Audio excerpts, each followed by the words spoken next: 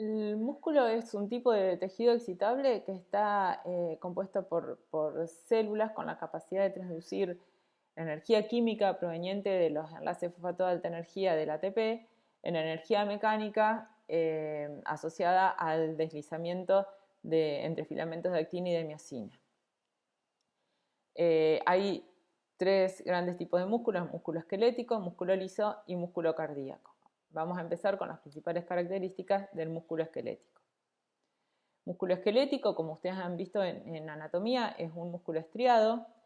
Las estrías, digamos, que es la observación histológica, se asocian a la organización de los filamentos de actina y de miosina, como vamos a ver ahora. Pero bueno, las células musculares, que se denominan fibras musculares, dentro del músculo se asocian en fascículos. A la vez, cada fibra está formada por haces de fibrillas que contienen, digamos, las unidades funcionales del músculo esquelético, que son los sarcómeros. Las estrías, que como dijimos recién, que se manifiestan histológicamente como estrías, no es nada más que la forma en que están organizados los filamentos finos compuestos primariamente por actina y los filamentos gruesos compuestos por miosina. Recuerden que se hablaba de una banda M, que es la banda central, desde donde se organizan en forma antiparalela los filamentos gruesos de miosina. Una zona A, que comprende la zona de superposición entre filamentos finos y filamentos gruesos, y una línea Z, que vemos acá, que serían los extremos de cada sarcómero, y que lo vamos a ver más adelante. Cada una de estas miofibrillas, o fibrillas musculares, está recubierta por membranas del retículo sarcoplasmático, que es el retículo endoplasmático en el músculo, se llama sarcoplasmático. Y también cada una de estas unidades estructurales de estas unidades estructurales y funcionales denominadas sarcómeros contiene invaginaciones del sarcolema o membrana plasmática que se denominan túbulos T, que serían cada uno de estos. Estas invaginaciones de la membrana plasmática, como se puede visualizar acá, están localizadas en forma muy próxima a estructuras del retículo sarcoplasmático denominadas cisternas terminales, que son el principal reservorio de calcio y tienen una función fundamental, digamos, esto que se denomina tríada, compuesto entre el túbulo T y las cisternas terminales del retículo sarcoplasmático, en el acoplamiento excitación-contracción, como lo vamos a ver más adelante. El sarcómero, entonces, para ver en más detalle, dijimos recién que está compuesto por filamentos gruesos, compuestos por moléculas de miosina, que están organizadas, digamos, vieron que yo les dije en forma antiparalela desde el centro, porque, bueno, se organizan en las dos direcciones, digamos, arreglos helicoidales de moléculas de miosina, proyectando sus cabezas, que ahora vamos a ver que son en la próxima diapositiva, hacia afuera del filamento, y esas cabezas en mayor proximidad con los filamentos finos. La organización, digamos, de los filamentos gruesos de miosina depende de su asociación a otras proteínas como la titina, que entre otras funciones tienen la de conectar a los filamentos gruesos a nivel de la banda Z. Los filamentos finos se encuentran rodeándose a cada filamento grueso, que sería uno de estos, esto sería como un corte transversal, ¿está bien? Donde se vería cada uno de estos circulitos que corresponde a la sección de un filamento grueso rodeado por 6 filamentos finos de actina, ¿está bien? Esto es esencial, como vamos a ver después, para la contracción, porque esto va a depender la interacción entre los filamentos finos y gruesos. Esto es para que tengan idea de la escala, de que un sarcómero mide aproximadamente 2 micras de longitud. Entonces, los filamentos finos dijimos que está formado principalmente por moléculas de actina, o sea, estas serían cada una de estas, esta sería como una hélice formada por 2 hebras de F-actina. La F-actina a su vez está formada por monómeros de actina G, ¿está bien? Y cada 7 monómeros de actina, en cada una de estas fibras, se encuentra un dímero de tropomiosina, que es una proteína reguladora que es fundamental para regular la interacción entre la actina y la miosina. Cada dímero, a su vez, de tropomiosina está asociado a un complejo de troponina, que es un trímero de troponina C, troponina I y troponina T, que es lo que va a volver sensible, digamos, a la tropomiosina a los aumentos de calcio citoplasmático. O sea, en condiciones de un músculo en reposo, la concentración de calcio citoplasmático es baja, la troponina C está interaccionando con la tropomiosina de un modo que la tropomiosina se ubica obturando, digamos, tapando los sitios dentro de la actina que interaccionan con la miosina. Ante los aumentos de calcio citoplasmático, el calcio se une a la troponina C dentro del complejo de troponina y produce un desplazamiento de la tropomiosina, con lo cual se liberan los sitios dentro de la actina que interaccionan con la miosina. Eso lo vamos a ver en diapositivas más adelante de nuevo. Mientras que, como dije recién, los filamentos gruesos están formados por múltiples moléculas de actina que también entre ellas interaccionan en arreglos helicoidales a través del dominio, digamos, de la molécula de miosina denominado rod o vara en castellano, que es el que se va a asociar con otros dominios vara de otras moléculas de miosina en forma helicoidal, formando el filamento grueso. Y a la vez tiene un dominio globular que constituye la cadena, la cabeza de la miosina, que es el dominio que, como vamos a ver más adelante, tiene actividad ATPasa y va a mediar la interacción también con los filamentos finos de actina. A la vez, cada molécula de miosina, aparte de estar formada por dos cadenas pesadas, que serían cada una de estas en negro, cada cadena pesada está asociada a dos cadenas livianas que tienen funciones regulatorias. Entonces, este sería un filamento grueso, donde esta parte, digamos, filamentosa está formada por las regiones varas asociadas entre sí de la miosina, y cada una de estas rayitas que se ve así para afuera sería las cabezas de miosinas saliendo de ese filamento a ángulos regulares, de modo de poder interaccionar con cada una de las 6 filamentos finos que rodean a cada filamento grueso. Como se ve acá, la asociación de los filamentos, o sea, la organización de los filamentos gruesos depende de su asociación a proteínas como titina, que está acá, que va a condicionar, digamos, la interacción también de los filamentos gruesos a nivel de la banda Z, ¿está bien? Que sería cada una de estas.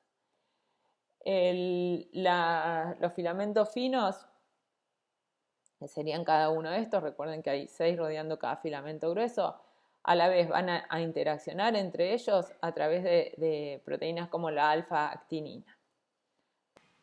Finalmente, el sarcómero está asociado a complejos de proteínas, como son los complejos talina, vinculina, las alfa-beta-integrinas y las distrofinas y otras glicoproteínas, que transmiten la fuerza de contracción generada en el sarcómero, tanto la transmiten longitudinalmente hacia los tendones por vía de las uniones miotendinosas y lateralmente hacia el tejido conectivo circundante, que es lo que ven acá, que está constituido por el colágeno y, bueno, y acá se ve también la lámina basal.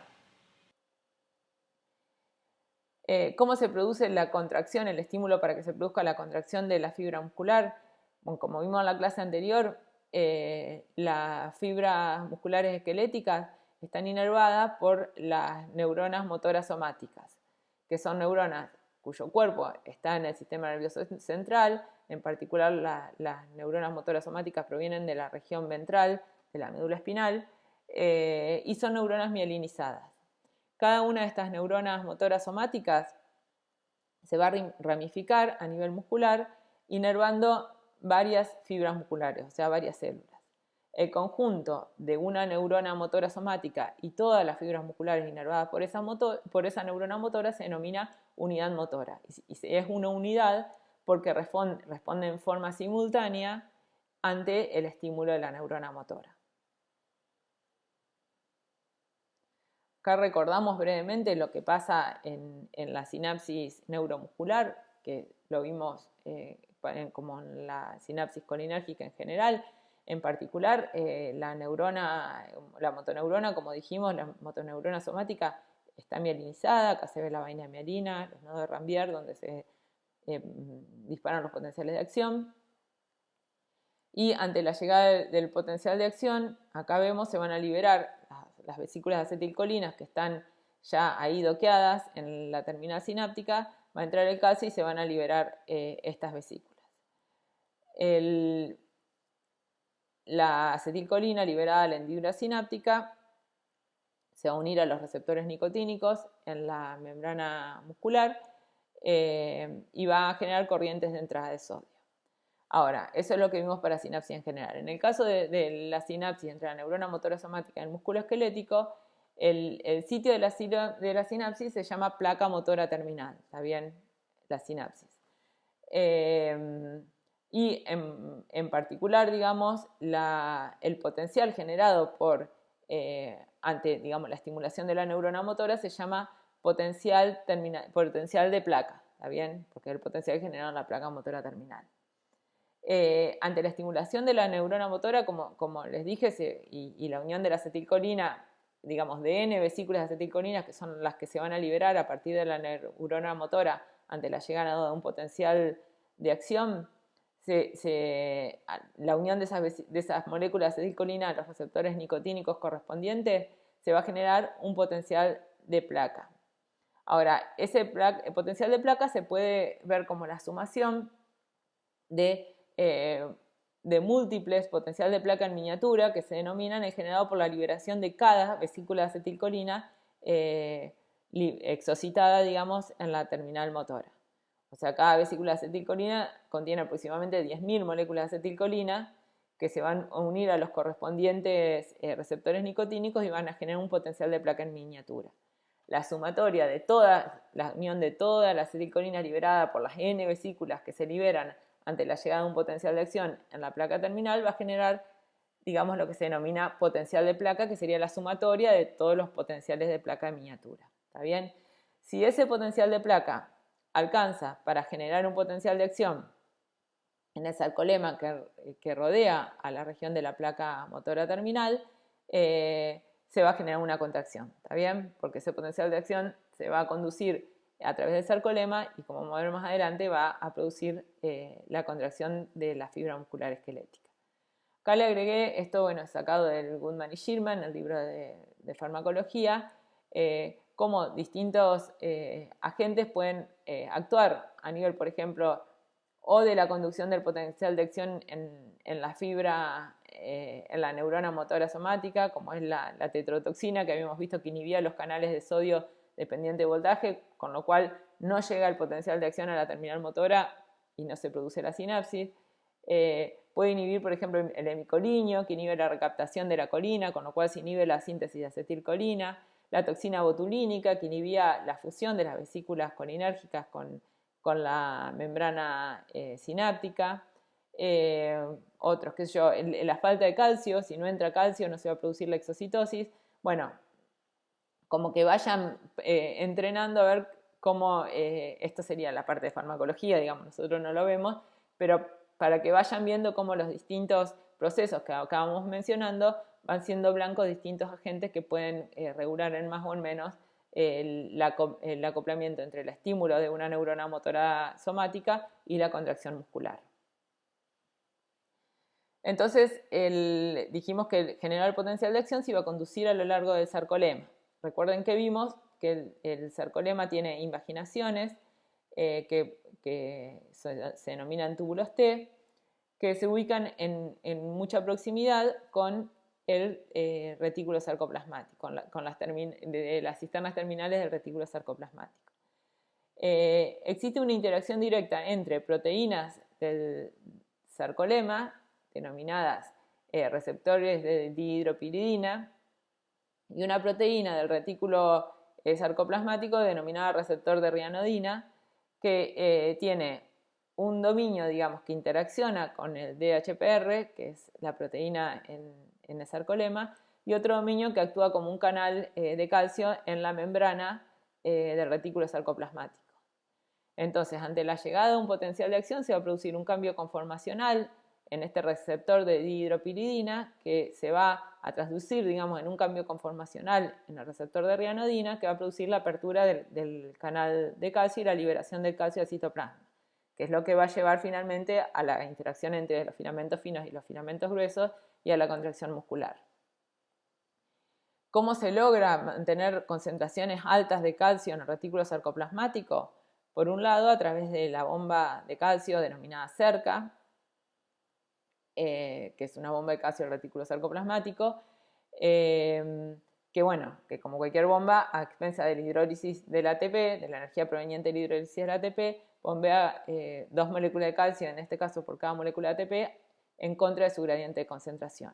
Y por otro lado, la proteína calsecuestrina, y hay otras proteínas similares, pero bueno, calsecuestrina es la mejor caracterizada, tiene varios sitios de baja afinidad por calcio, de modo que bufferea, digamos, la concentración de calcio, disminuyendo la concentración de calcio libre y permitiendo mantener altos gradientes, digamos, de concentración de calcio dentro del retículo sarcoplasmático respecto al citosol.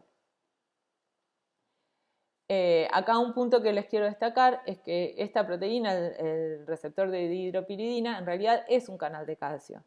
Pero en el caso del músculo esquelético, su función de canal de calcio no es relevante para el acoplamiento excitación-contracción, ya que se ha visto que aún en ausencia de calcio extracelular, ante la llegada de un potencial de acción, se produce igual la contracción. O sea, que aunque esta proteína tenga función también de canal de calcio, esa función no es relevante en el acoplamiento excitación-contracción en el músculo esquelético.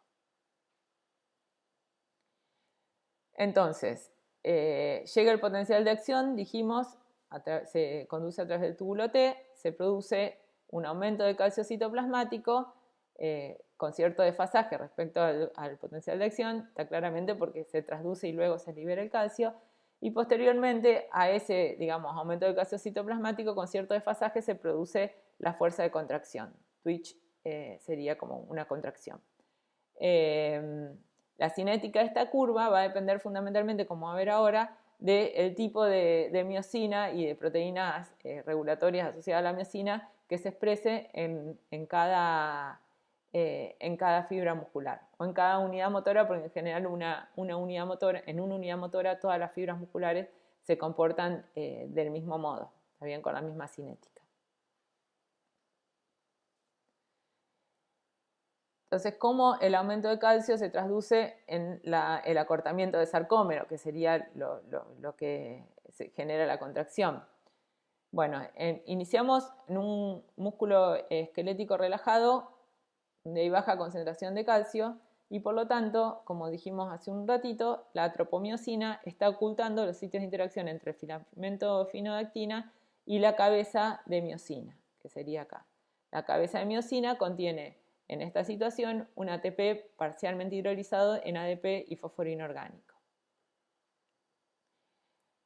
Cuando se produce, digamos, la salida del calcio desde el retículo sarcoplasmático al citosol y aumenta el calcio citoplasmático, el calcio interacciona con la troponina C dentro del complejo de troponina, induce el corrimiento de la molécula de tropomiosina hacia el centro del filamento y libera los sitios de interacción entre la actina y la miosina.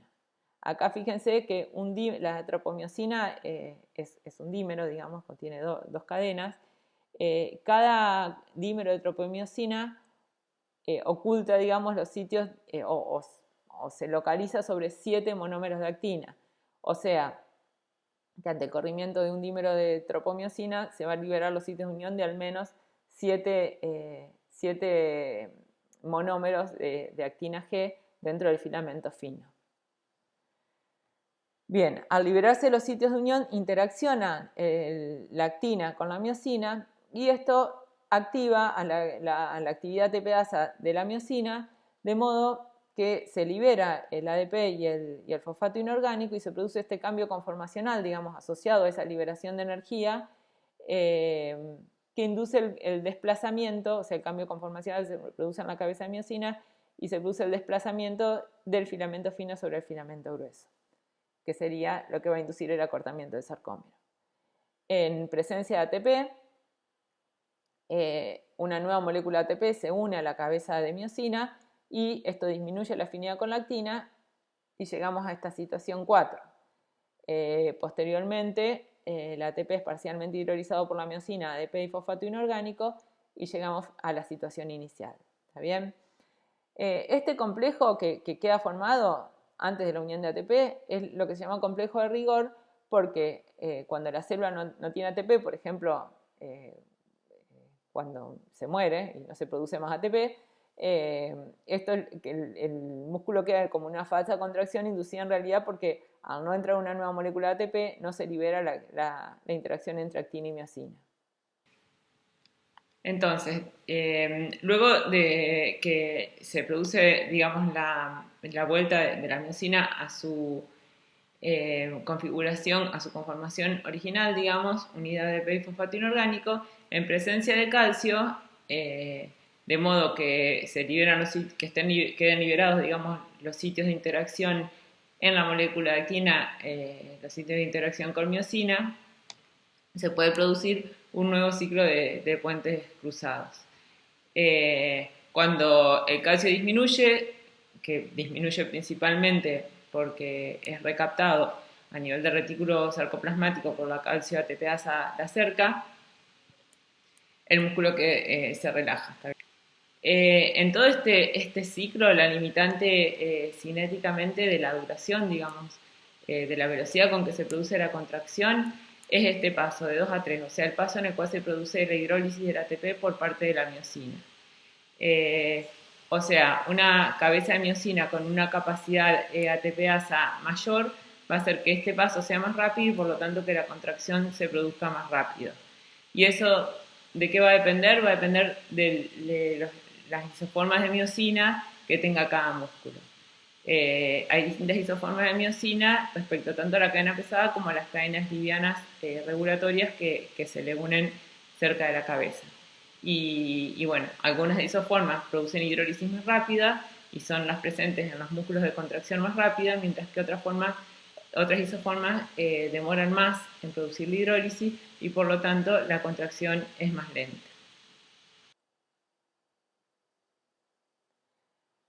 Ahora, dijimos que la estimulación de una neurona motora produce una fuerza de contracción, digamos, fija, porque induce la contracción simultánea de todas las fibras musculares que componen una unidad motora que tienen un tipo determinado de cinética de contracción.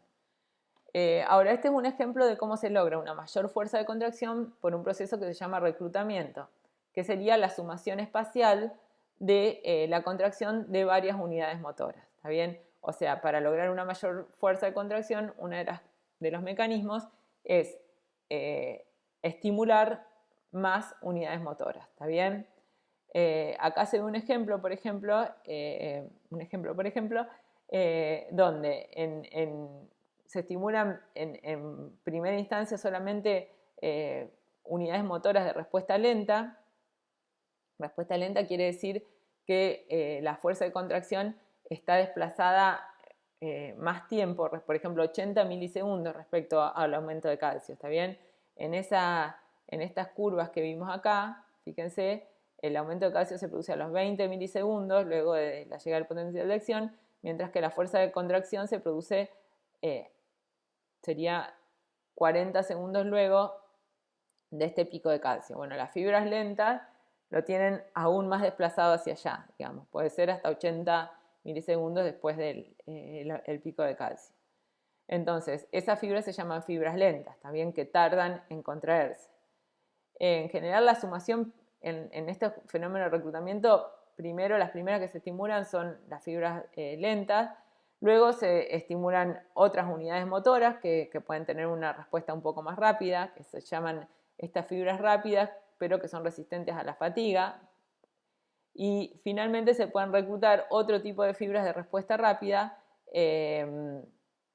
que se llaman fatigables, digamos, porque se cansan rápido por el tipo de metabolismo que tienen también, que bueno, no vamos a entrar en detalle, pero estas fibras rápidas tienen metabolismo más anaeróbico, con lo cual la fatiga se produce más rápido. Y acá entonces se ve cómo estos distintos ejercicios pueden provocar reclutamiento de distintos tipos de fibras. Por ejemplo, o sea, esto no es para que ustedes se acuerden, digamos, cada tipo de actividad cuántas fibras requiere, sino para que vean cómo a medida que se van iniciando distintas actividades que requieren mayor fuerza, se van reclutando nuevas unidades motoras. Se llama sumación espacial porque se van sumando unidades motoras que están localizadas en distintos lugares, digamos. Eso es para diferenciar de otro mecanismo de modulación de la fuerza de contracción, que es la tetania, y que eso requiere la sumación temporal de estímulos. Vimos recién que hay un desfasaje entre el pico de aumento de calcio y el pico de la generación de la fuerza de contracción, digamos, que sería el pico máximo G. Entonces, acá vemos un ejemplo, por ejemplo, de una unidad motora donde se estimula la neurona motora somática a una frecuencia de 5 estímulos por segundo. Eso es 5 Hz, 5 estímulos por segundo. Entonces se pueden ver claramente un pico de contracción y otro pico de contracción. Acá no hay sumación en la fuerza, ¿está bien? Porque la segunda contracción se produjo una vez que el músculo ya estaba relajado, o sea que no hay sumación temporal. Ahora, si se va aumentando la frecuencia de estimulación de 5 a 20 estímulos por segundo, vamos a ver que el músculo empieza un nuevo ciclo, o sea, se va a producir un nuevo pico de calcio, por lo tanto, se va a producir una nueva contracción antes de que el músculo esté relajado. Entonces, se va a sumar la fuerza de los dos twitch, de las dos contracciones, digamos, ¿está bien? Y de la tercera también, o sea, a medida que se vaya estimulando, iba disminuyendo, se va estimulando y se va sumando las distintas contracciones. Si aumentamos aún más la frecuencia, logramos lo que se llama, o sea, logramos esta meseta donde se siguen distinguiendo los picos de las distintas contracciones que se llaman tetania no fusionada, ¿está bien? Porque seguimos viendo los distintos picos correspondientes a las distintas contracciones. Y a una frecuencia aún más alta de estímulo, por ejemplo, estos serían 100 estímulos por segundo, logramos la máxima fuerza de contracción lograda por tetania, que es tetania fusionada se llama, donde ya no se distinguen los picos de contracción, ¿está bien? Porque la fibra nunca llega a relajarse nada y está recibiendo nuevos estímulos. Esta sería la máxima fuerza de contracción para una unidad motora lograda por tetania, ¿está bien? Ahora vamos a ver de dónde proviene el ATP que es necesario para los distintos procesos involucrados en la fuerza de contracción. Dijimos que, por ejemplo, digamos, el deslizamiento de los filamentos finos sobre los filamentos gruesos requiere la hidrólisis del ATP para que se produzca este cambio conformacional.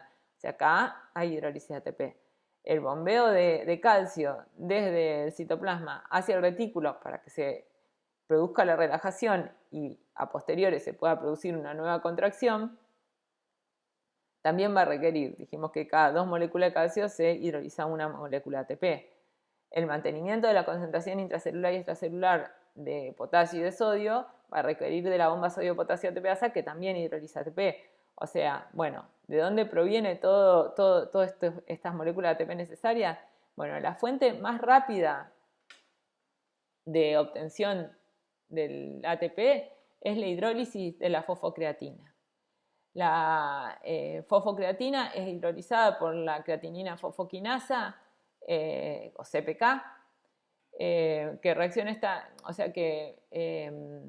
regula esta reacción que es bidireccional, o sea, puede ir en un sentido o en el otro. Puede ir hacia la fosforilación de la creatina o hacia la desfosforilación y producción de ATP.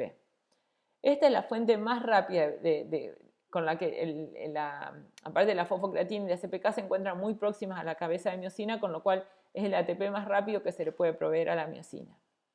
De todos modos, esto constituye una fracción muy, muy baja del pool total de ATP que se puede lograr. O sea, la duración de esto es muy corta, es para, digamos, un estímulo muy poco mantenido en el tiempo. Y que claramente es anaeróbica, está bien, esto no necesita de oxígeno. Otra fuente rápida de energía es la glicólisis, o sea, el metabolismo anaeróbico de la glucosa, donde por el paso de una molécula de glucosa a piruvato se producen 2 moléculas de ATP netas.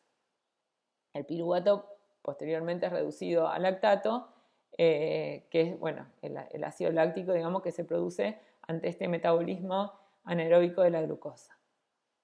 Esto en general, para ejercicios muy rápidos es la principal, pero rápido estamos hablando de segundos, ¿está bien? Como lo vamos a ver más a continuación. Y esto es todo metabolismo anaeróbico, no requiere el aporte de oxígeno. Ahora, fíjense la diferencia de eficiencia entre este tipo de metabolismo y este. Si el piruvato entra en la mitocondria y produce, digamos, donde se produce el metabolismo oxidativo y la fosforilación oxidativa a partir del piruvato, se producen por cada molécula de piruvato 34 moléculas de ATP, ¿está bien? Y finalmente, también a partir de la beta-oxidación de los ácidos grasos se puede producir acetil-CoA en la mitocondria que por cada, por ejemplo, molécula del ácido palmítico se producen 100, que es un ácido graso, se producen 130 moléculas de ATP. Entonces estas son, en este caso el metabolismo sería aeróbico, ¿está bien? Porque en todos los casos se requiere el aporte de oxígeno. Cuál sea la fuente de ATP predominante para un tipo de ejercicio va a depender de la duración y de la intensidad del ejercicio y del entrenamiento de la fibra muscular de que se trate, ¿está bien? Acá hacemos como una vista general a cada uno de los tipos de metabolismo. Por ejemplo, volvamos acá. Esto lo quería poner para que vean también que en el caso tanto de la glucosa como los ácidos grasos pueden proceder o desde el músculo o del medio extramuscular, digamos, de la sangre. Lo vemos mejor en la próxima. Pero bueno, acá lo que le quería decir que ejercicios muy rápidos, por ejemplo, que demoran segundos, como puede ser un salto, un lanzamiento de jabalina, la principal provisión proviene del metabolismo anaeróbico. Ahora, ya ejercicios que requieren minutos, ya ahí empieza a jugar un rol más importante el metabolismo aeróbico, ¿está bien? Aunque se siga manteniendo el anaeróbico. O sea, los ejercicios más intensos siempre siguen manteniendo metabolismo anaeróbico.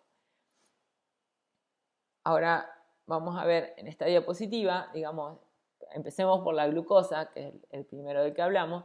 La glucosa, la primera fuente de glucosa para producir, digamos, tanto metabolismo anaeróbico, produciendo lactato, como metabolismo aeróbico en la mitocondria, la primera fuente de glucosa es el glucógeno muscular, ¿está bien? Entonces lo primero que se va a consumir es el glucógeno muscular, a partir del cual se produce glucosa, y bueno, y puede seguir los dos tipos de metabolismo. Si se mantiene más tiempo el ejercicio, se va a empezar a depender de la glucosa provista por la sangre, que puede provenir o de la dieta o el principal reservorio extramuscular de glucógeno, que es el hígado. Se puede provenir de la lisis del glucógeno en el hígado o también de la gluconeogénesis en el hígado, por ejemplo, o sea, de la síntesis de glucosa a partir de aminoácidos o a partir de piruvato. Ahora, dijimos que un ejercicio de menos intensidad y mantenido en el tiempo depende mucho también de la oxidación de los ácidos grasos. Hay ácidos grasos dentro del músculo, que serían la fuente más rápida para disponer de ácidos grasos, pero también el músculo puede utilizar ácidos grasos provenientes del tejido adiposo. ¿Está bien? Acá les puse todos los nombres de las distintas enzimas, por si no se acuerdan. Pero bueno, básicamente lo que les quería recordar era eso, digamos. A partir del piruvato, el piruvato entra a la mitocondria, donde se produce el acetil-CoA, que entra en el ciclo de Krebs. A partir de los ácidos grasos, a través de una aciltransferasa, también entran los ácidos grasos unidos como acil-CoA, digamos, y son beta oxidados hasta acetil-CoA, que también entra al ciclo de Krebs. Y bueno, y este sería el metabolismo aeróbico, ¿está bien? Requiere requiere aporte de oxígeno desde el torrente sanguíneo. Bueno, a continuación vamos a ver las características más importantes del músculo